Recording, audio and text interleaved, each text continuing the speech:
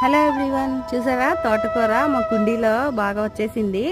ఇదైతే ఇప్పుడు హార్వెస్ట్ చేయబోతున్నాను. సో ఇలా కాడలుగా కట్ చేసేస్తున్నాను అనమాట.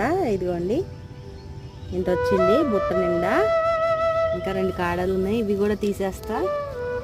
నెక్స్ట్ టైం ఇంకా పెరుగుద్ది కదా, ఇంకా బాగా వస్తుంది. వెల్లుల్లిపాయలు వేసుకుందాము. ఒక్కొక్కటి వేసుకొని చితక్కొట్టుకుంటే ముందు నూరుకోవడం ఈజీ అయిపోద్ది అనమాట.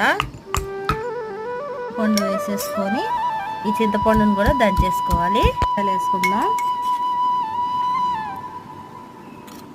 కొద్దిగా వేసుకొని కల్లుపు ఈ రకంగా వేసేసుకొని